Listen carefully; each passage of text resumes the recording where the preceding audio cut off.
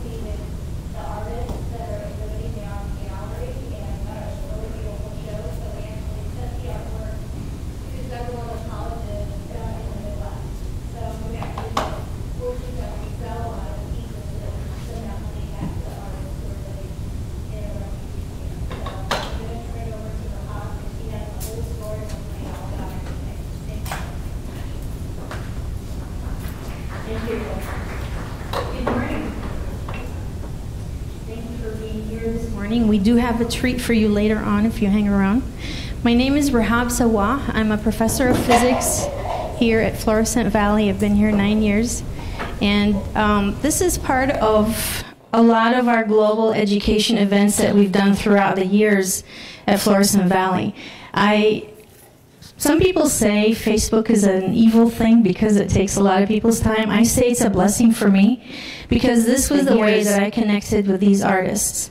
As you know how Facebook gives you ideas for other people that you might want to see their work or connect with. Well, one of the things that showed up in my news feed one time was an art exhibit that was taking place in Washington, D.C. for these Syrian artists who were refugees. And I thought, I'd like to bring that to my campus. And I started to look into Facebook and see who was the person who was organizing it, got in touch with that person, found out who was the artist at the refugee camp, who was the one heading or spearheading this event. And that's how I got connected to Muhammad Ammari, as you will hear a little bit about him and his group at the refugee camp in Jordan. So the stories, the stories of these artists are touching because they come from a war-torn country, which is my country, my home country, Syria. These are all my fellow countrymen. And sometimes this may be a little bit touchy for me. I'm okay if I shed a tear in front of you, so please know that I'm okay if I am a little bit emotional. You don't have to worry about me.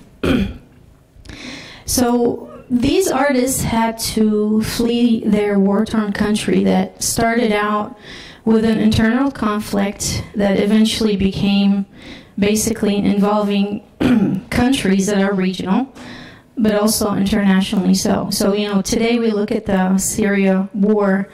About 7 years later, it started in exactly almost this time of year, in 2011.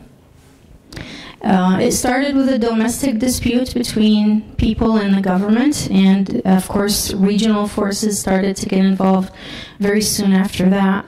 So eventually it became, I call it now, really a fight between the great powers. The stage just happens to be Syria. So we even see conflict between Russia and the US, and all plays out on the Syrian scene. So I'll tell you a little bit about the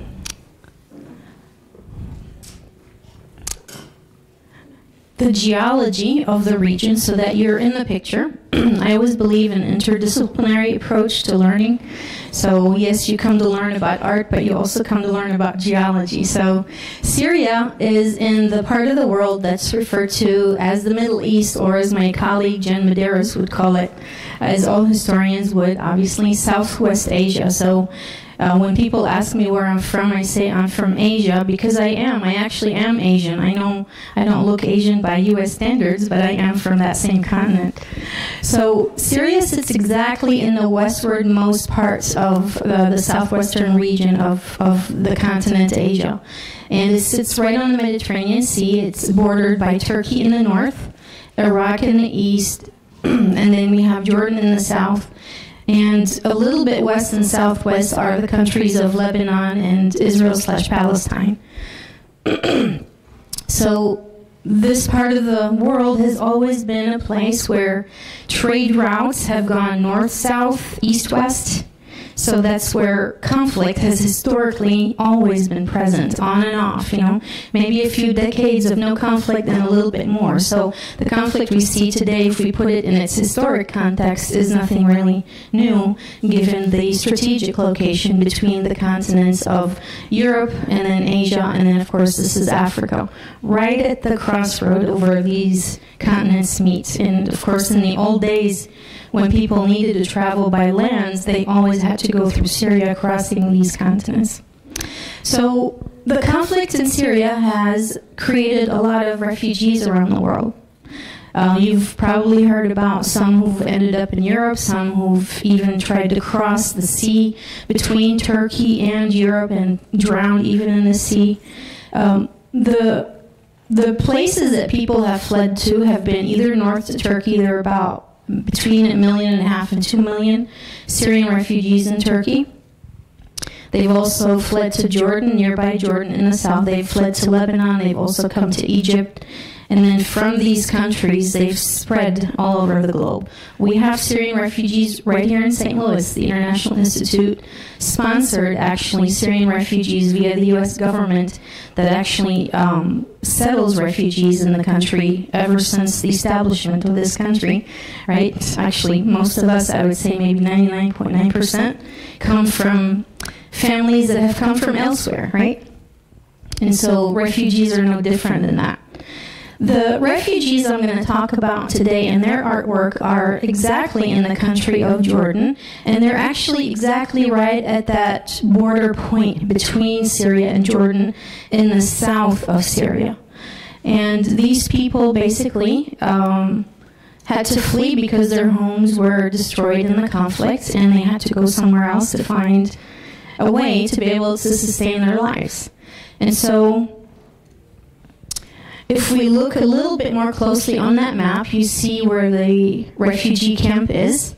This is an aerial view of the refugee camp, and the camp is right here, right across the border. It's just actually a few miles into Jordan from the Syrian border, and it's called the Zatari refugee camp. This actually used to be a land of nothing. It was just pure desert. In fact, I've heard the king of Jordan refer to it as no man's land. There is nothing there, no water, no sewage system. There's no electricity. For years, actually, they had to live on basically daylight. And then when daylight's gone, they would have to, if they have battery-powered light, then they would have access to that. I read recently on the internet that Germany has actually built a huge array. It's actually worth a few million euros of solar panels to be able to provide electricity to these people. So let's take a closer look at living conditions in the camp. This is what people have to face in times when, of course, there is rain, because we don't have even road systems like we're used to. We can't even imagine, actually, what living in these types of situations would feel or look like. At the beginning, there were actually tents. You can see in the picture up there. So these people initially lived in tents. And I remember following reports when winter would come, and there would be snow, and there would be frozen dead bodies because they didn't even have any electricity. And it's really frigid cold in the desert. It's a different kind of cold than we're used to here in St. Louis. It's that kind of cold that gets to your bones, and if you don't have any way to keep yourself warm, then especially children were very prone to deaths in the camp.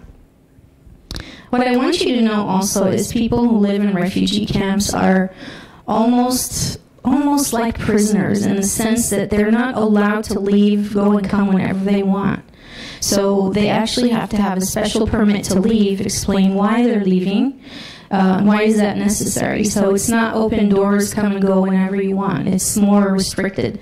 I remember meeting someone whose mother was a refugee during World War II, and her mother would describe to her, I was actually giving a presentation similar to this, and she started to cry in the audience. And I asked her if she would share with us, and she was bold enough to do that. And she said, my mother used to tell me how she, as a refugee, always felt like a prisoner. And indeed, it is those types of living conditions in those camps. So let's take a look at this really short BBC documentary. It's actually about a minute or so, that gives us an aerial view of this refugee camp so that you can appreciate the enormity of this location where people live and how many people have fled to this area and to make a new life for themselves in it.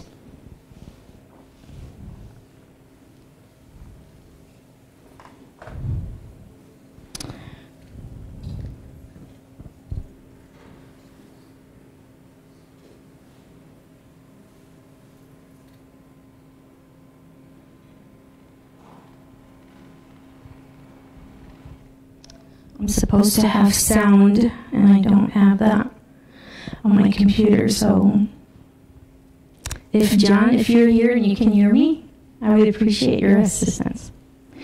So you can see with this particular video that this is like a city. It started as a tent city, actually. And initially, like I said, they had tents made out of regular tent fabric. These were all provided by the United Nations High Commission for Refugee, or UNHCR is how they're known. And after the conditions have deteriorated in the camp, eventually the UN was able to raise enough money to replace these tents with what would look like, I don't know how to describe it other than to say they're like capsules almost. They would be like a really primitive form of a trailer at best. So what happened with the tents is that these artists said, please don't throw these tents away. Please don't take all of them if you're going to take the ones that are okay. We would like to use that tent fabric and create artwork with it. I remember one of the comments that came from one of the other hosting colleges of this exhibit said it was a beautiful thing that they took something that we would call ugly or, like a torn up tent, right? Who's going to want to do anything with it? And turn it into this beautiful artwork that we will actually see after the end of this presentation. So let's meet our artists. These artists are very innovative. I have to think about how would someone feel under these kinds of circumstances such that they would be able to reach within and pull out this amount of hope that they would actually utilize to create what they're creating, because they're not only creating artwork.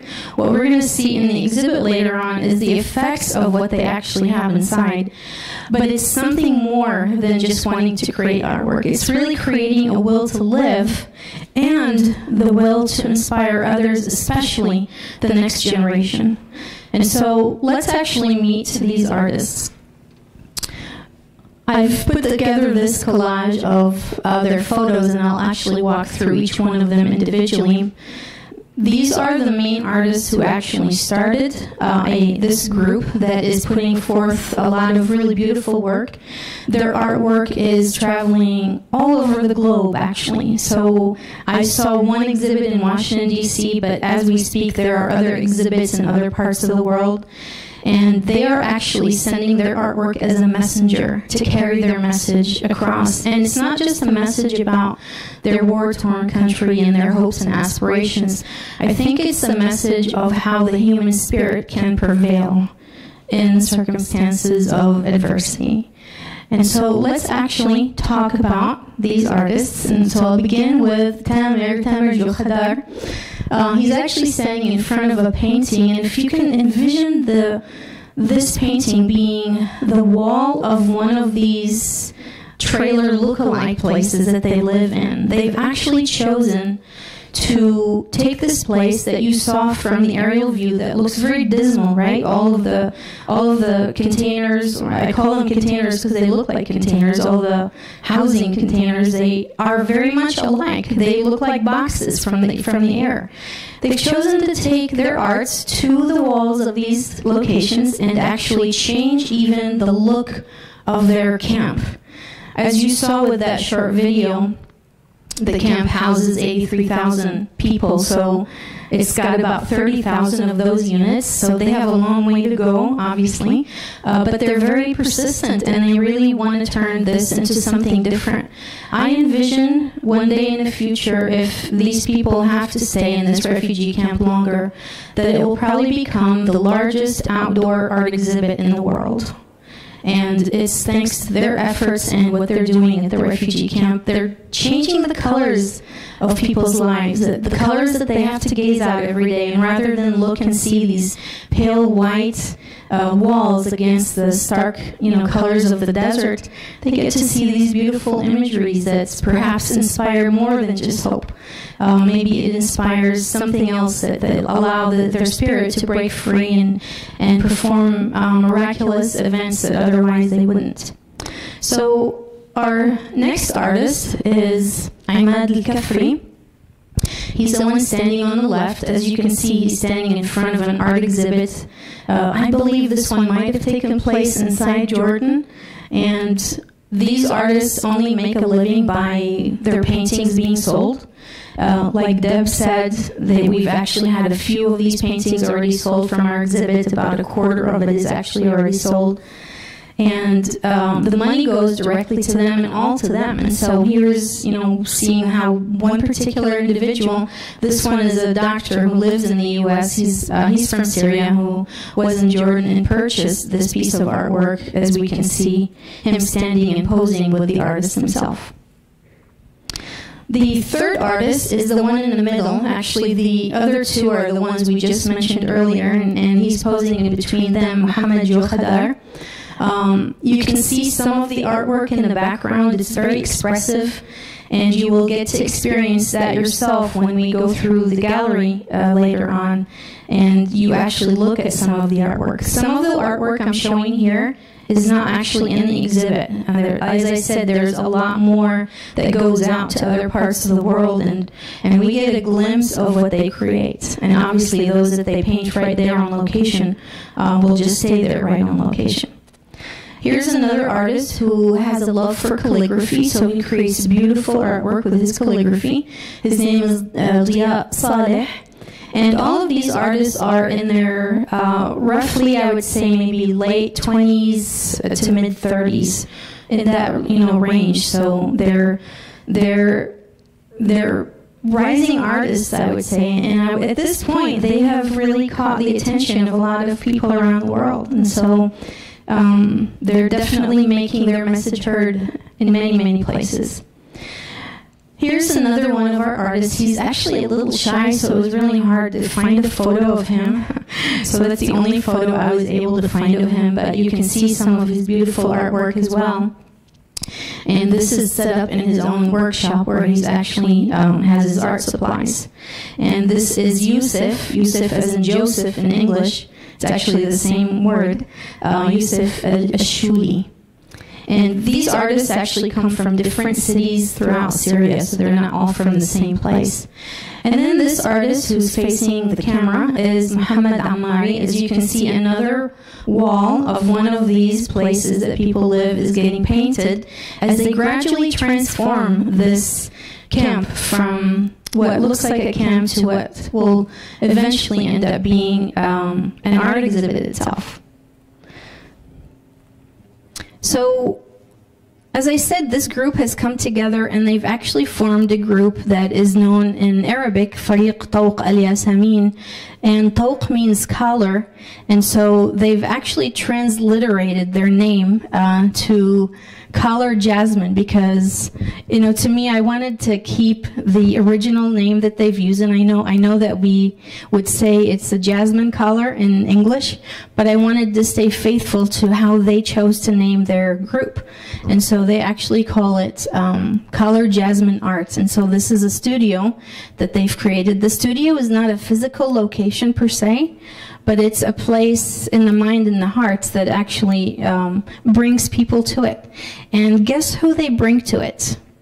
Well, in a refugee camp, the most worry for the adults is what's going to happen to the children, right?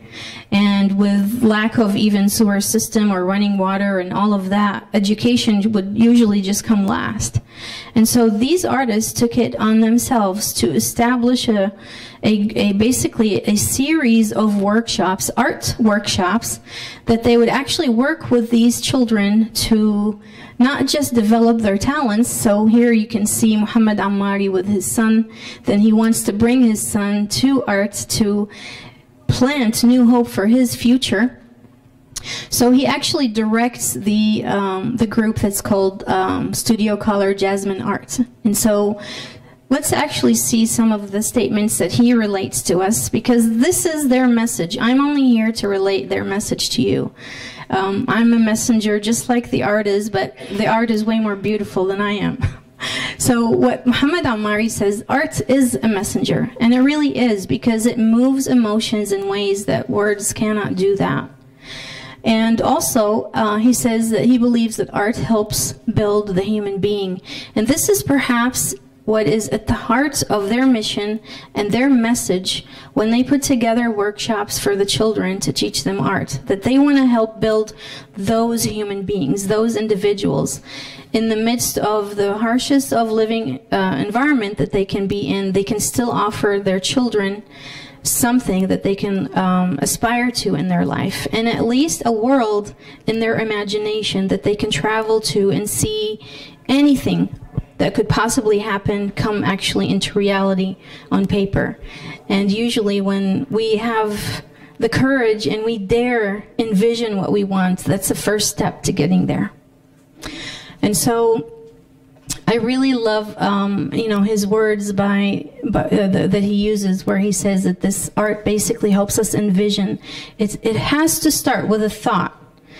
And the thought, if it has a belief behind it, what comes later is just the unfolding of that thought.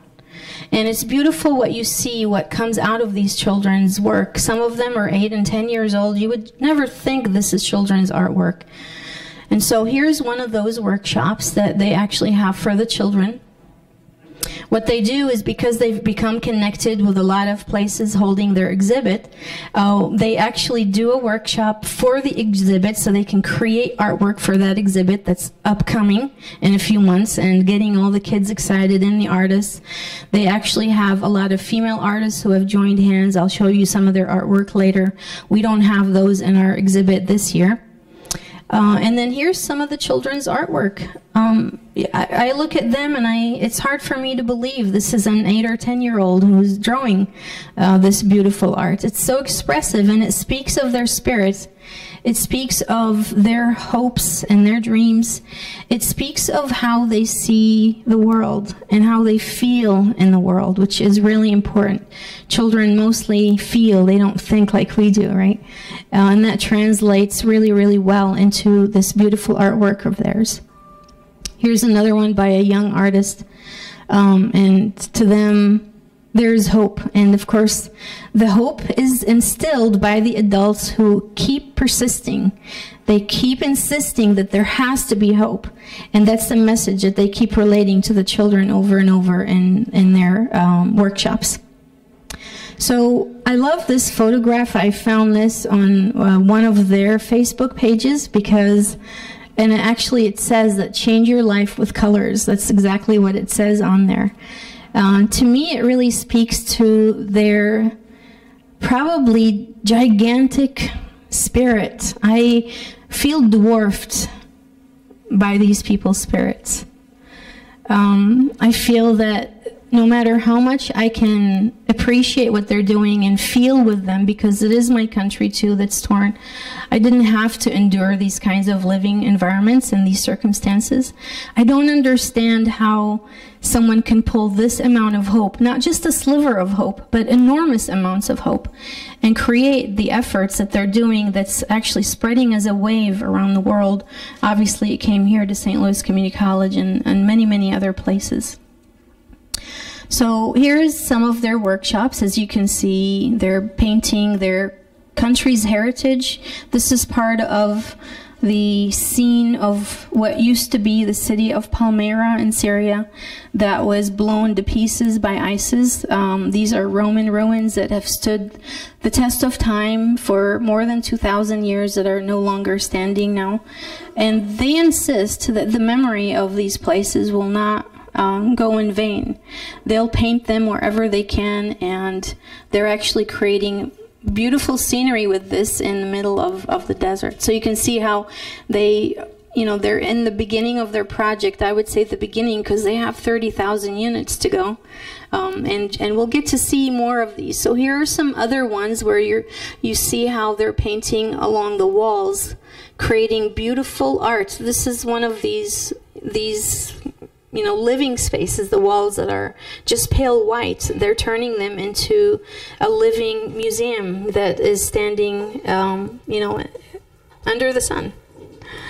Here's some more of our artists that are actually creating some of this artwork. You can see them in the process of creating these wall paintings. Here's some of these wall paintings as they're almost finishing with the final touches on them. And then here is not all of our artists, but some and a few others, because this group keeps growing actually in the Zatari refugee camp.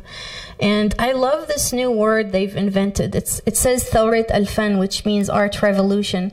And they put art revolution into one word, squeezed it together to create artolution. So you can see in the background the mix in the colors, but the mix also in the different traditions in Syria, where you can see a church that's right next to a mosque, which is exactly a typical scene wherever you go in Syria. You stumble on one place of worship, the next one for another place of worship is just around the corner. You can sometimes see them in the same line of your gaze. And so they insist that there is this plurality in the culture, and that they'll take it wherever they go. This plurality will stay alive, and that will stand in the face of whatever was tearing up their country, whether it's internal or external. So this is a video. I'm going to show you a couple of videos where we get to hear from them directly. We get to hear their words directly. This one was created by a group that they call their organization AJ Plus.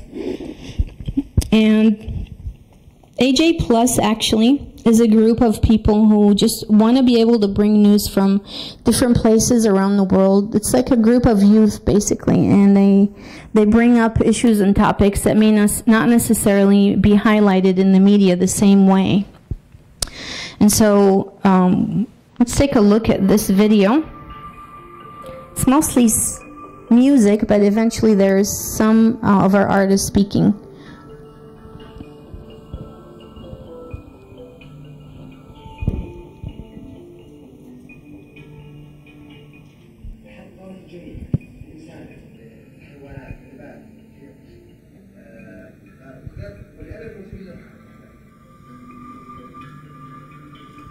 So that was the director. That was the director of that group, Muhammad Ammari.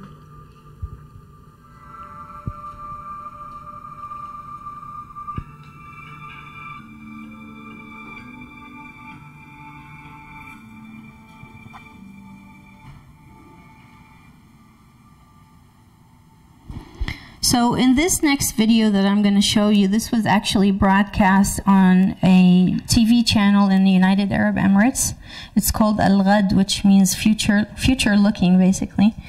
And they actually do a little bit of an interview with a couple of our artists, and you'll get to hear their message directly from them. I've actually translated this video, and we had it actually transcribed on the screen so you can read what the artists are saying and what the newscaster is also saying so that you can follow along as well. So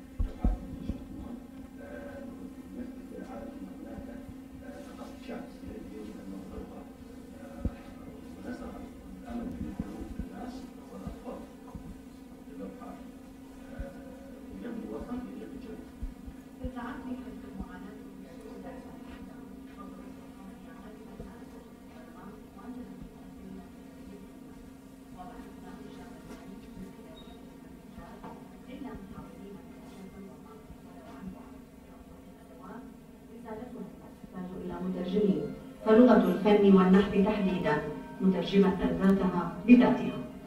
لو لم تكن سوريا بقلوبهم لما فعلوا ذلك. هم أجادوا واجتهدوا، عبروا عن أنفسهم وذاتهم من خلال منحوتاتهم ورسوماتهم ليعبروا عن جزء من كيانهم وهو الوطن. من مخيم الزعتري دام الكردي، قناة الغد.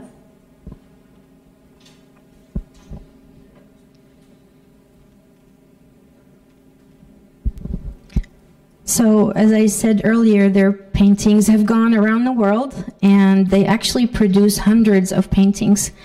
Out of those hundreds that they've produced that have traveled and went to almost, well, not all continents, I'm sure they didn't go to Antarctica, we only have about 36 of those paintings. I'm glad to say that 10 of those are already sold. I hope that by the end of the exhibit here, which is the grand finale, so this is where the exhibit called Stamps of Hope will actually come to an end. My hope is that we will have more of this artwork sold so that we can send that money back to them. So the artist Muhammad Amari that you just saw in the video, this last video, he's the one who's the director of this group who puts together the workshops for the children and creates more projects for everyone and recruits more people to acknowledge the artists within. This has been perhaps the one drawing that he's created that has become the signature of this art exhibit. So when we've sent out material for this art exhibit, it always carried this image along with it, and it speaks very deeply.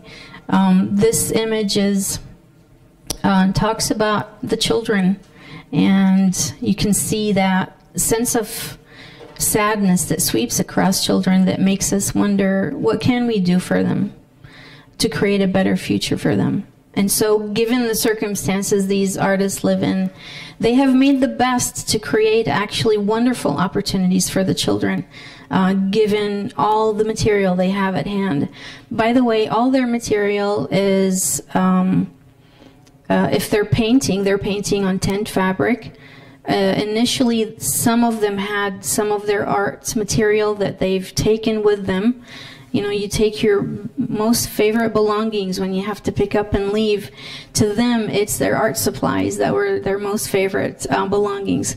And so I remember reading Muhammad Ammari saying that he brought some of his supplies, and when they were depleted, of course, he had to turn to the UN to be able to supply them with more material.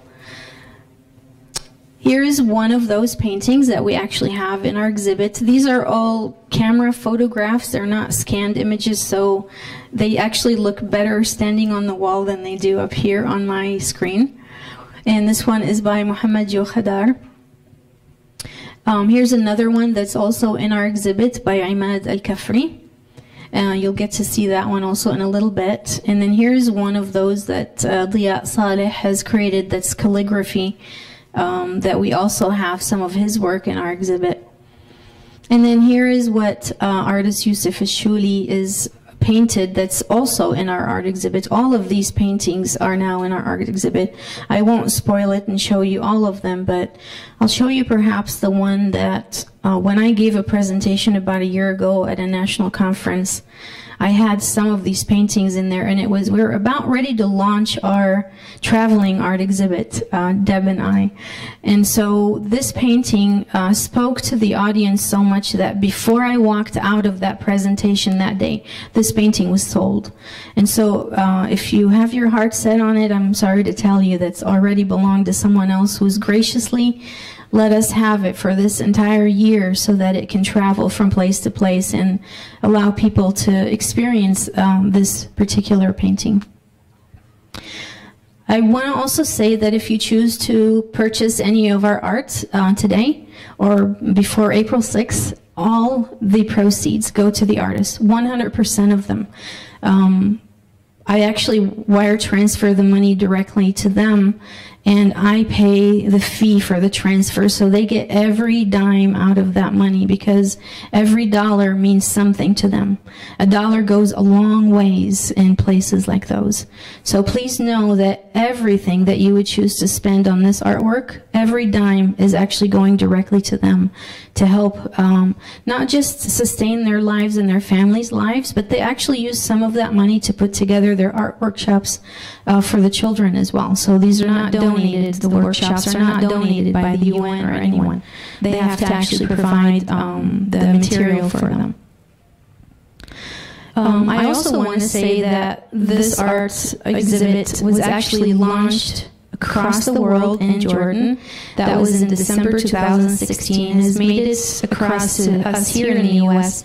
and has traveled to a few other colleges before it came to St. Louis Community College. So these are some of the places that have hosted Stamps of Hope, Southeast Community College in Nebraska, Kalamazoo Community College in Michigan, and then Rome State Community College in the infamous Oak Ridge town of Tennessee. So some of the comments that people have sent to me about the art exhibit from these different places tell us about how much this art has actually touched them.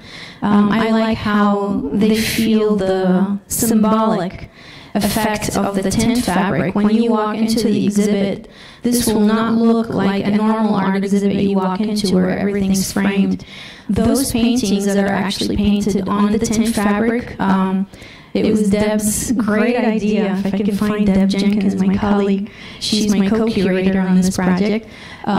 So Deb said, why don't we just hang the artwork showing the tent fabric and giving it that effect, that dramatic effect, so people know where this, you can actually even lift the, if you were to touch and lift the artwork, you'll see on the back of some of them the stamp of UNHCR.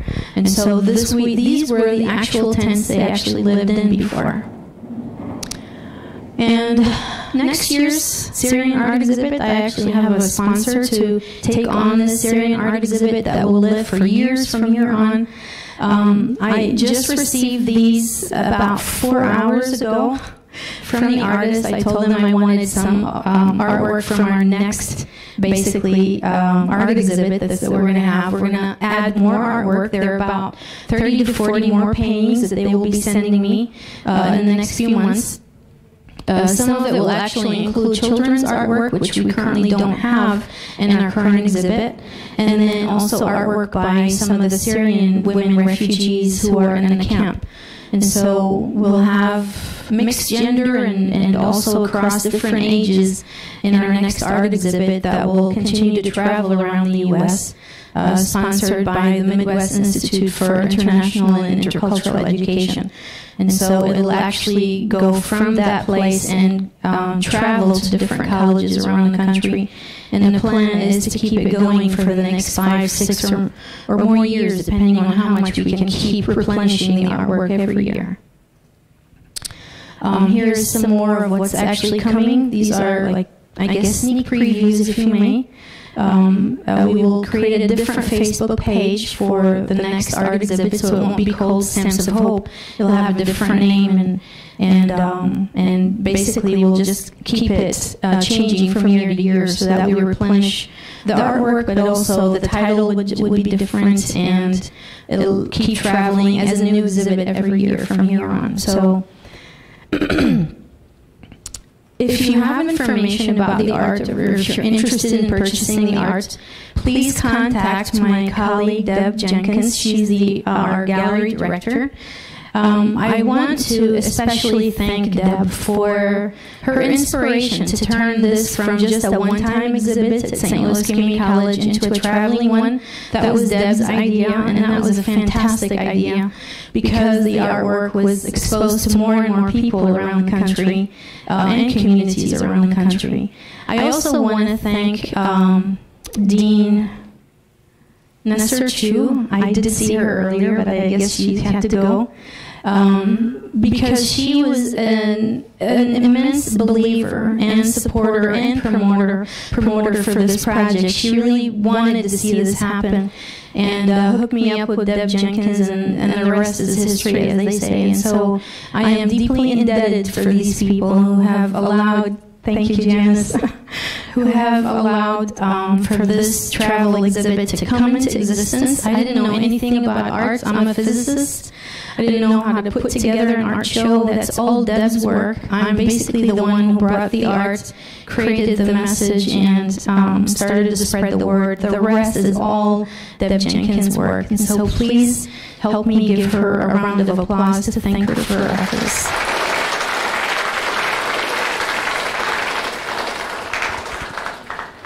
So if you have any questions about the exhibit itself, about the artwork and the artists, you can ask me. If you have questions about how you might want to obtain some of this artwork, please talk to Deb Jenkins. We're going to do a tour in the gallery after we're done with questions, if you have them.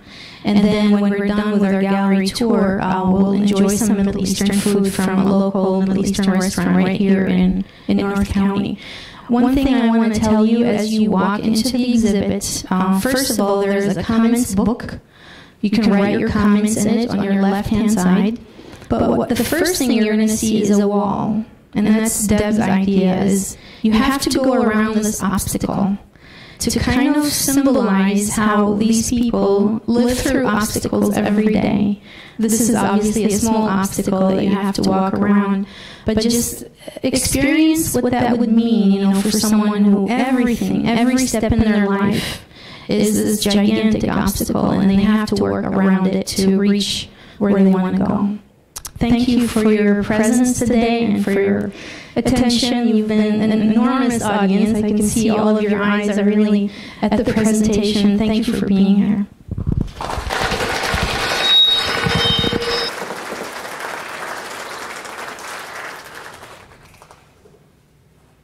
Do you have any questions at this point? Sharon? Is there or will there be an online site where you could purchase art?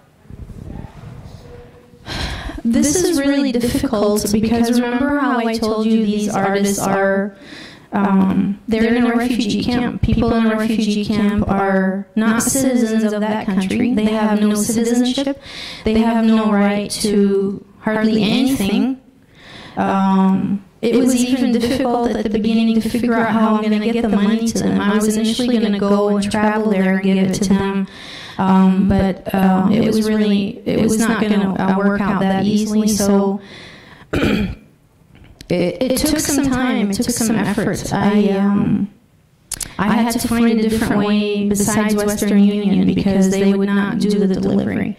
And so there were other companies that would do the transferring and they can go and get it. But I had to actually send a letter to that organization that transferred the money to tell them what we're doing here and to send them a letter from me on St. Louis Community College letterhead so they know it's legitimate. I had to send them my STLCC photo ID so that they know this is not a hoax. This is not, something else that we're trying to launder money or something like that. So it took many, many steps before I was able to send them the first amount of money that was basically proceeds from their earlier sales. So I don't know how that can work out, Sharon, given that they actually don't have any rights in a country where they're refugees in it.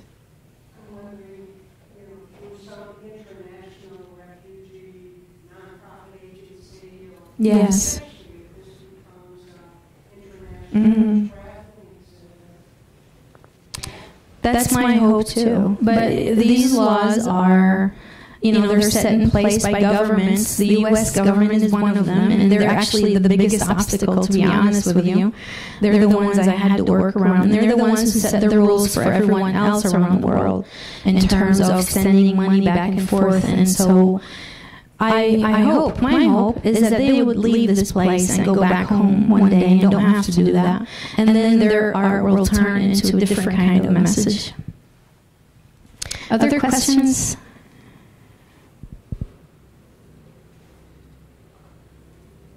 So what I wanted to point out too is that some of our artwork is actually in the display case behind you. That one that I told you was the very first one that was sold with the screaming faces is right behind you there. So if you had that in mind, you wanted to look for it, it's not going to be in the gallery itself, but it's actually right here. So let's actually go through the gallery itself. I have not been in it yet, so it's a surprise for me as well. And then when we're done, we can enjoy some Middle Eastern food. So thank you for coming.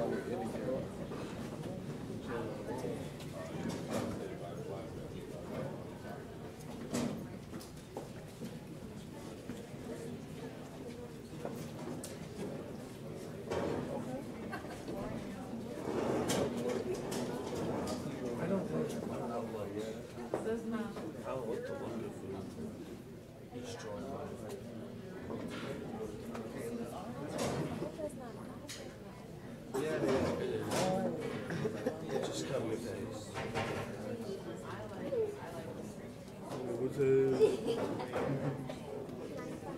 only got like half my face anyways. They don't know I'm Batman. I hate that that's the automatic reference. Hey, excuse me, food coming around. Ooh, thank you. So you gonna go here or in? Yes. Inside or right here? Straight ahead. Make big announcement, everybody get out the way.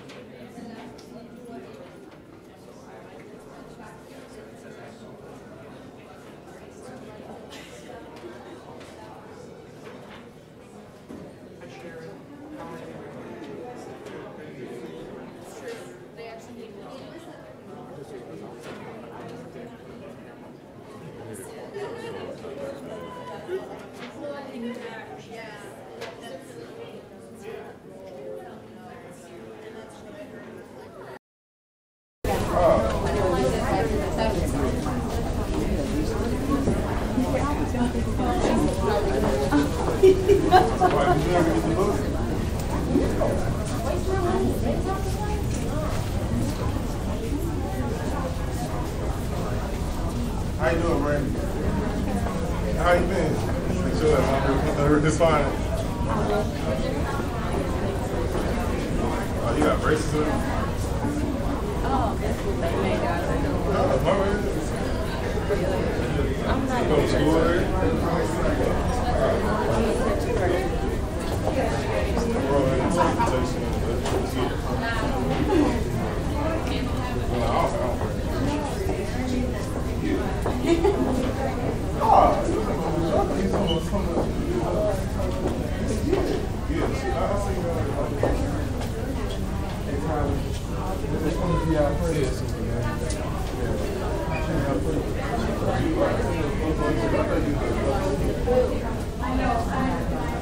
You still mad about it?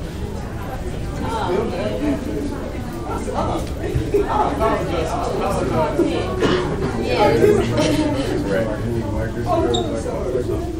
I don't know why he got that yesterday. When it first like turned, it was like everybody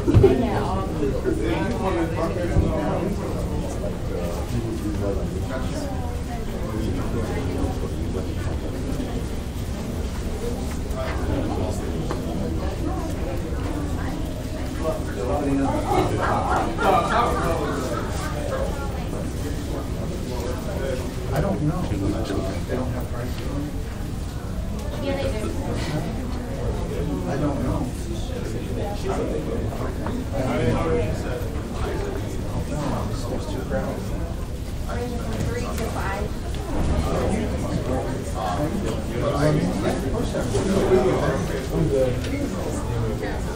Our classics. Okay. How did you do? Okay.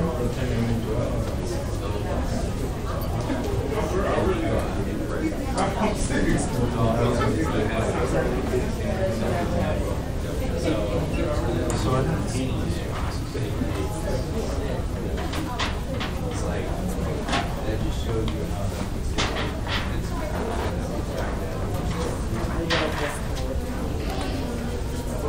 wonder if he's the one that makes it. We have homework last time. You didn't go. I'm still on spring break. Oh, you did right over here.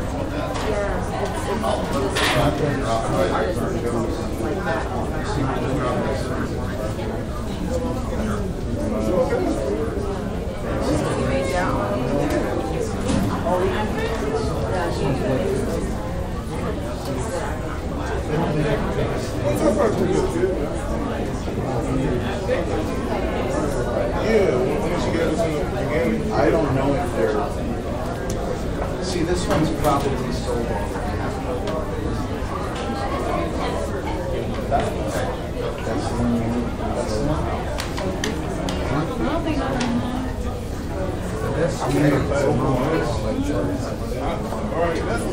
Anybody got change for a 20?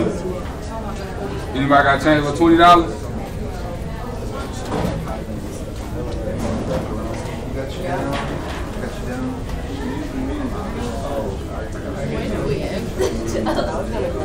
okay. Ready? No, there's not. I gave food. Talk to yeah, football. You don't even know. I mean, somebody. So you go back and say,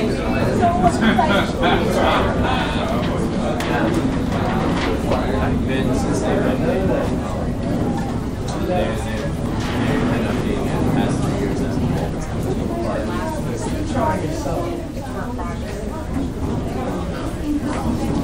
I heard they changed like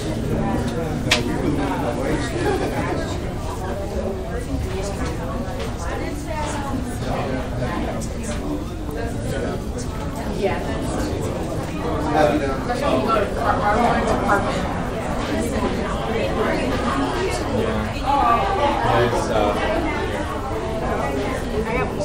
Don't they have an elevator from the first floor to Yeah, second they floor? do have elevators, but when you're walking through it, I heard they changed the American history section. I wish they would add more names there. Yeah. And the good thing is that they're not like most of the other sections.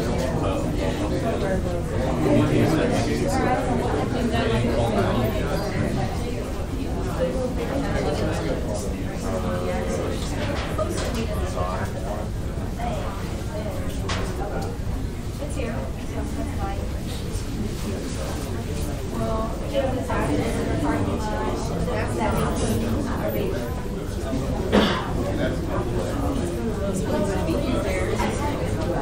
Looking for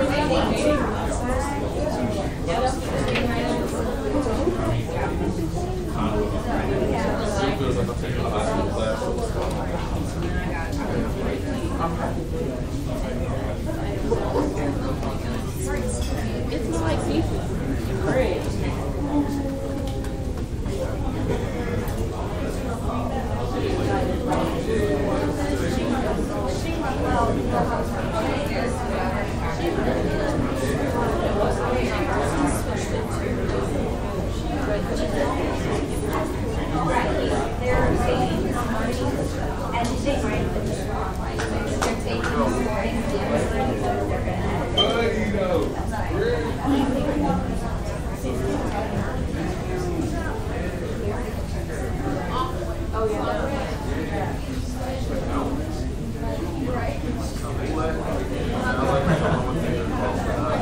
Grab some lunch? They're lining up on this side. I didn't see them out there.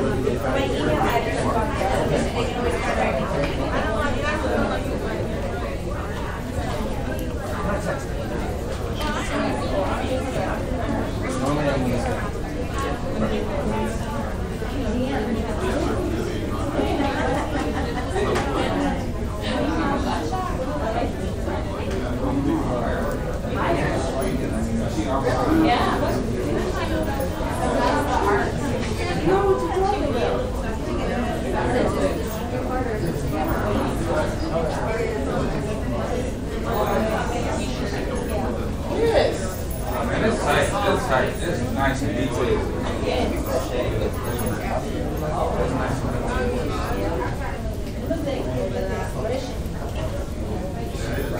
Oh yeah, I thought it would be more. Yeah, I did too.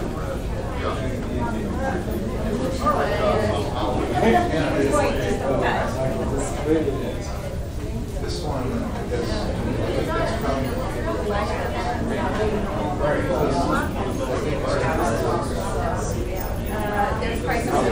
yeah, we got.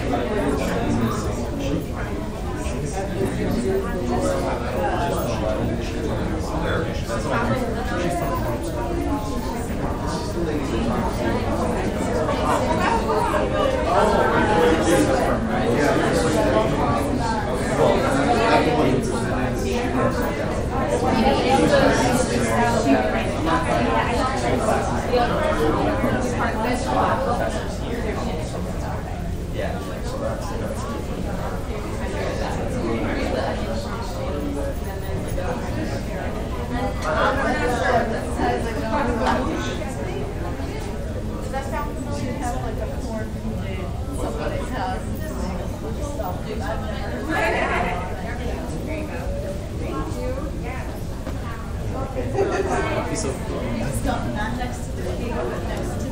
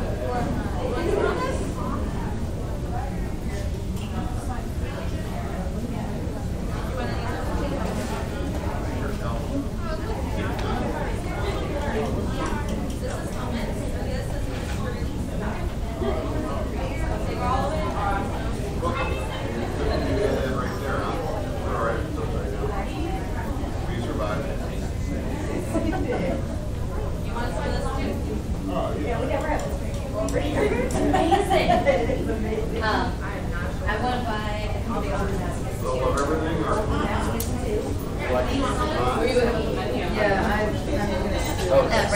of them are listed, some of them are. Yeah. You want to buy this? Yeah. Okay. So don't want anybody else buy it? I will email you the details of the contract.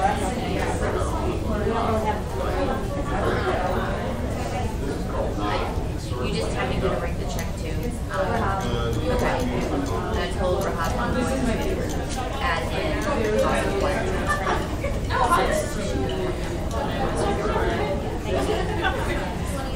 There's also I know, I like it. Yeah.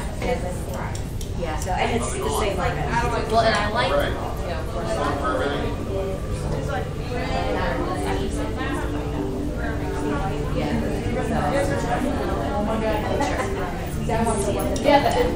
for this one.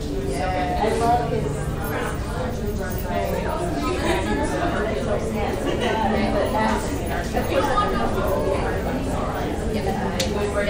That's how it was. I like that one too. The little one. Yeah.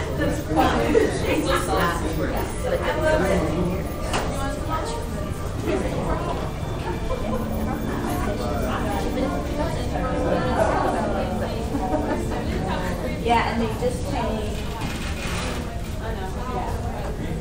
I mean, you could put it on. It's going to my aunt who owns the frame shop.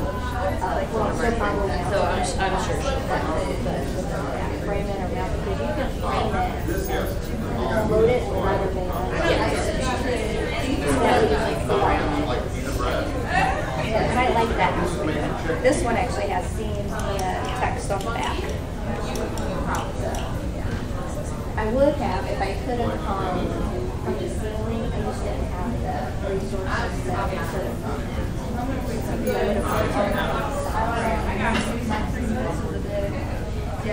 I'm pretty sure that's the one. I like the calligraphy one too. Yeah, and I have one for the pieces that we did not. I just, I didn't want to just. So I do have one. Yeah.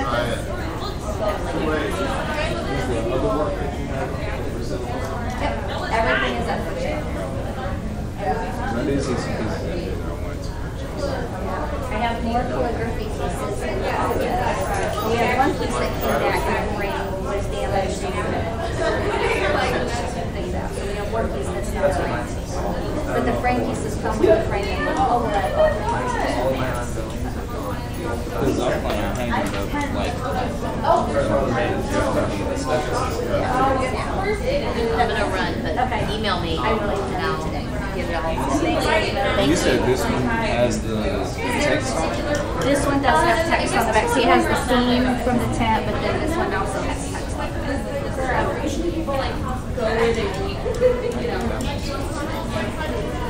So my the gallery cards, my email is on the back of the gallery cards, so just email me and I'll send everything out with it, and then you'll just make a check out to Rahab. Okay. So, because she's the one who can get it to the artist. Gotcha. Do you know how much the transfer is? It's about 30. So Elizabeth is interested in this piece. That's the purpose. Yeah. And Steve White is interested in this piece. Okay. So, but I have to get the contact. Okay. It's just one for sure. How long has my trail?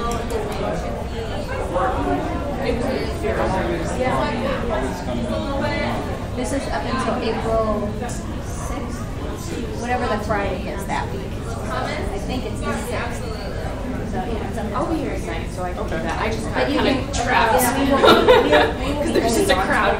Just like right now. I took 2 pictures of. So if you want something at a later time, but we are sending off all our just emails. Yeah. Well, we can always take still shots the rest until we can send it. Okay. Because I want to see the other works that I don't know. I don't know how quality. Because I don't really have. Those are going to be great because I chose everything. So It was actually really fun to watch. To see I saw that.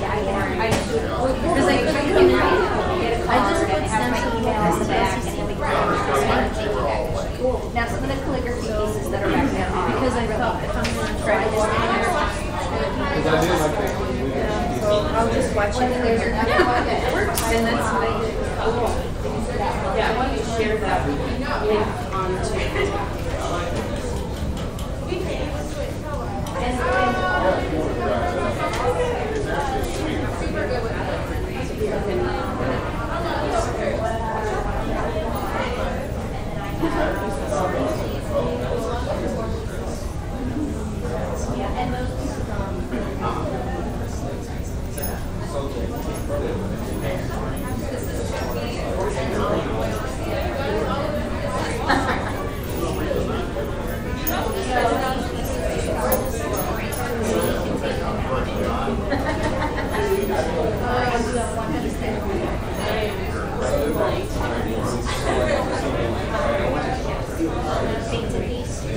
That is just as is. So now we have it on our, I can show you on this one. We have it hung like this. So we have wood, we just screw it into the wall, and then you just put it like that. So it's not protected or anything. So if you want to put it behind glass or something, especially if you like the roughness of the tent, because some of these were stretched over frames. You know, like most paintings are on wood frames and the canvas is stretched over. So some of these had that density, so you could do that to it. But if you wanted to keep the integrity of the tent fabric, then I would get, I would measure the edges, and then I would go about 4 inches out and get a frame that's 4 inches bigger all the way around, and you would just mount it similar to this in a little bit of a frame that has this. So it's almost like a shadow box, but it's really only about this big. Does that make sense? The art, And you said the cards are around. yeah, the cards. That's my question. So I was waiting for my email address. I do. Yeah. So I'm the what? How, if we purchase one of these, how would we, what would you do? You could hang it like it is, but if you want to protect it, then you would want to put it in a frame with some space. Almost like a shadow box, but really thin. So what you do is you have spacers between the frame and the floor that you have the frame. Then it would still look like it's made with it. Not Derek enough.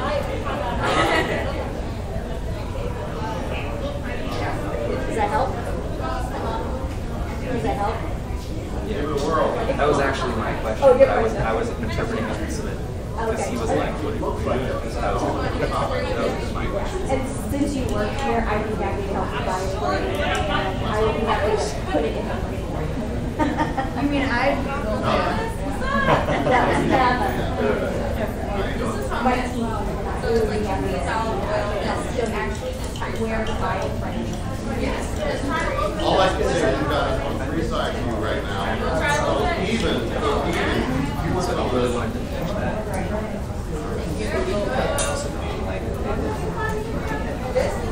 That's why we have the bird.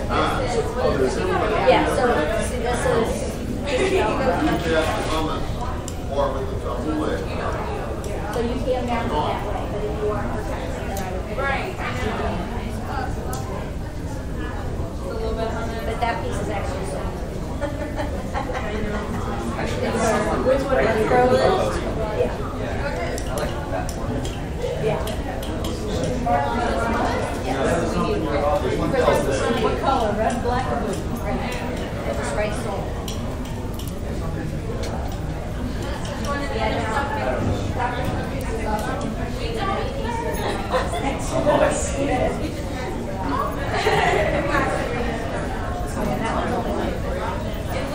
It doesn't look like watching the window. That's somebody's bed. No, it looks like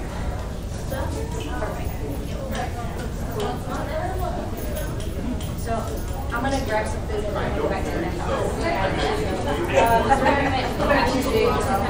Just kind of, you know, just keep talking to people. If anybody wants to sell, just give them a card and tell them to email me.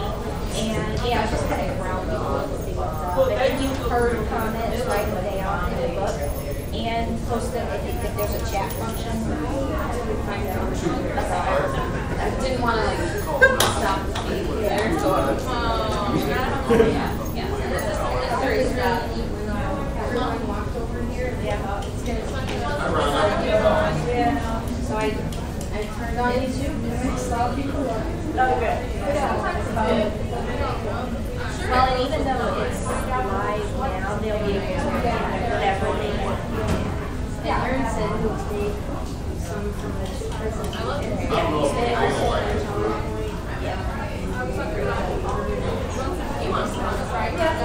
and we'll post that on Facebook. We'll also take copies of whatever. I did great. You're so natural up there. I hate every time I get in front of that microphone. I couldn't breathe it. And I'm just like, I talk until I can't breathe anymore. No, all I have to do is introduce myself. I can feel my face getting better, and I feel sweat start running down my face. Good. That's just so I feel like my face is going to be thank you. Does she have to go to this? I'm sorry. So you got a lot of claps. Oh, good. Yeah. That feels good.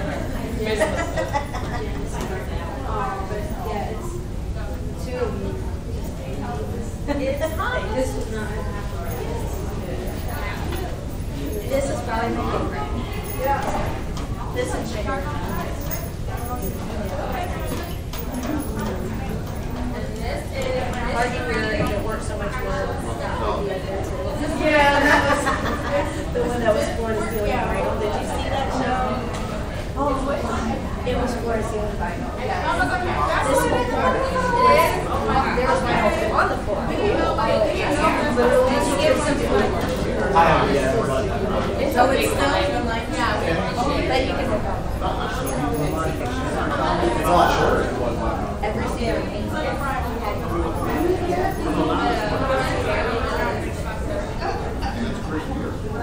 I've done this video on that. No. I thought so too, but I didn't bother with the gallery. I just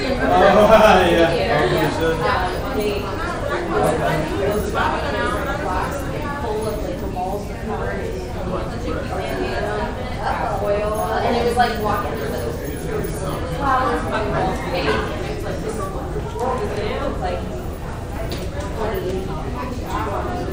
No, I was there when we made a lot of the media artists.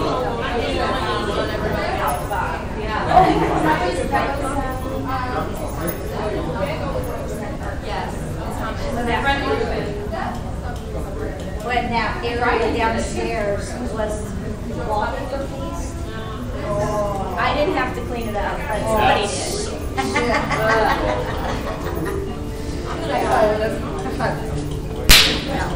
Got it done. Yeah, you can stop. You can stop streaming. Make sure you get some food. Oh yeah, I got a bigger plate in the office. Mine's done. I'm like, I spent a year and a half doing this.